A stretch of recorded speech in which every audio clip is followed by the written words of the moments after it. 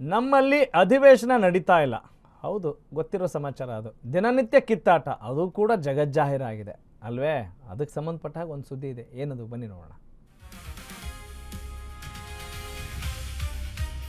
ನಮ್ಮಲ್ಲಿ ಅಧಿವೇಶನ ನಡೀತಾ ಇಲ್ಲ, ದಿನನಿತ್ಯ ಕಿತ್ತಾಟ ಆಗ್ತಾ ಇದೆ. ಹೌದು ಬಿಡಿ, ಬಹಳ ಬೇಗ ಗೊತ್ತಾದಂಗೆ ಕಾಣ್ತಾ ಇದೆ.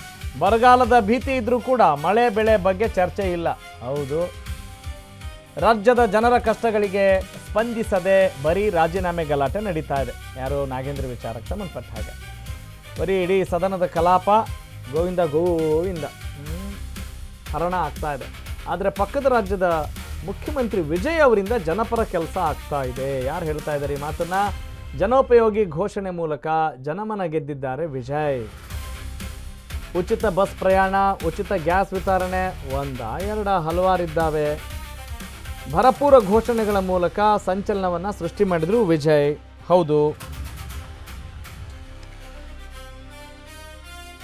ನಮ್ಮಲ್ಲಿ ಅಧಿವೇಶನ ನಡೀತಾ ಇಲ್ಲ.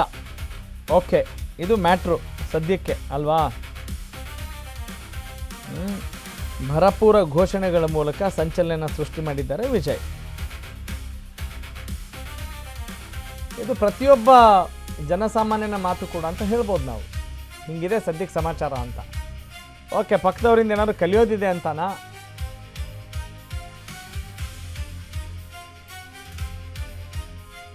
ಈ ವಿಚಾರ ಈಗ ಚರ್ಚೆಗೆ ಬರ್ತಾ ಇದೆ. ನಮ್ಮಲ್ಲಿ ಅಧಿವೇಶನ ನಡೀತಾ ಇಲ್ಲ, ದಿನನಿತ್ಯ ಕಿತ್ತಾಟ ಆಗ್ತಾ ಇದೆ.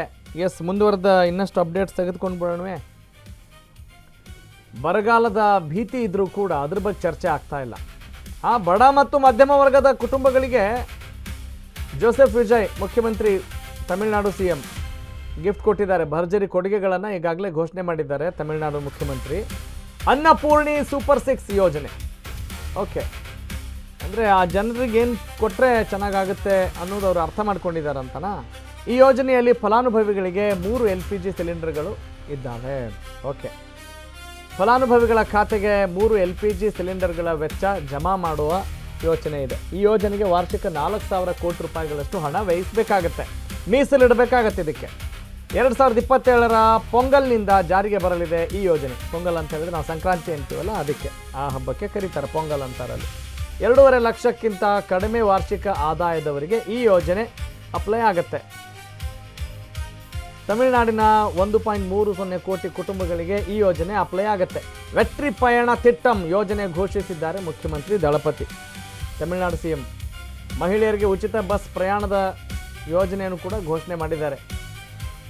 ಎಕ್ಸ್ಪ್ರೆಸ್ಸು, LSS ಮತ್ತು ಡೀಲಕ್ಸ್ ಸೇವೆಗಳಲ್ಲಿಯೂ ಕೂಡ ಉಚಿತ ಪ್ರಯಾಣ. ಅಂತರ್ಜಿಲ್ಲಾ ಬಸ್ ಸೇವೆಗಳಿಗೂ ಕೂಡ ಯೋಜನೆಯನ್ನು ವಿಸ್ತರಿಸಿ ಆದೇಶ ಹೊರಡಿಸಿದ್ದಾರೆ. ಇಲ್ಲಿ ತಮಿಳುನಾಡಿನಲ್ಲಿ ಯಾರು? ಮುಖ್ಯಮಂತ್ರಿ ಜೋಸೆಫ್ ವಿಜಯ್.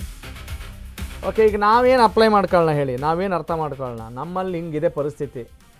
ಈಗ ಉಚಿತ ಘೋಷಣೆಗಳ ಸಹವಾಸಕ್ಕೆ ಜನ ಏನು ಮುಗಿಬಿದ್ದಿದ್ದಾರೆ ಅಂತ ಹೇಳಲ್ಲ. ನಮ್ಮಲ್ಲಿ ಇರೋ ಕೆಲಸಗಳನ್ನು ಮಾಡ್ರಯ್ಯ. ಫಸ್ಟು ಇರೋ ಪೆಂಡಿಂಗ್ ಕೆಲಸಗಳನ್ನು ಸರಿ ಮಾಡಿ, ಮುಂದುವರಿಸಿ. ನೀವು ಫಸ್ಟ್ ಅಧಿವೇಶನ ನಡೆದ್ರೆ ಸಾಕಾಗಿದೆ. ಯಾವ ವಿಚಾರ ಚರ್ಚೆ ಮಾಡಬೇಕು ಅನ್ನೋದೇ ಗೊತ್ತಾಗ್ತಾ ಇಲ್ಲ. ಸಿಲೆಬಸ್ಸೇ ಗೊತ್ತಿಲ್ಲ. ಇನ್ನೇನು ಓದ್ತೀರಾ, ಎಕ್ಸಾಮ್ ಬರೀತೀರಾ ಅಂತ ಹಿಂಗೆ ನಾವು ವಿದ್ಯಾರ್ಥಿಗಳಿಗೆ ಕೇಳಬೇಕು. ಆ ಥರ ಇದೆ. ಎಸ್, ನೋಡೋಣ ಬನ್ನಿ.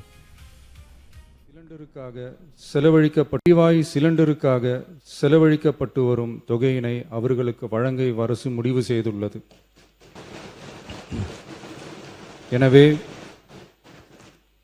எனவே குடும்பத் தலைவிகள் பயன்பெறும் வகையில் முதல் கட்டமாக அன்னபூர்ணி சூப்பர் 6 திட்டத்தில் ஆண்டிற்கு 3 விலையில்லா எரிவாயு சிலிண்டர்கள் வழங்கப்படும். எரிவாயு சிலிண்டருக்கான விலை பயனாளிகளின் வங்கி கணக்கில் நேரடியாக வரவு வைக்கப்படும். இத்திட்ட பயனாளிகள் எரிவாயு சிலிண்டர் பதிவு செய்து சிலிண்டர் பெற்றவுடன் எண்ணெய் நிறுவனங்களிடமிருந்து பட்டியல் பெற்று சிலிண்டருக்கான விலை பயனாளிகளின் வங்கி கணக்கில் வரவு வைக்கப்படும்.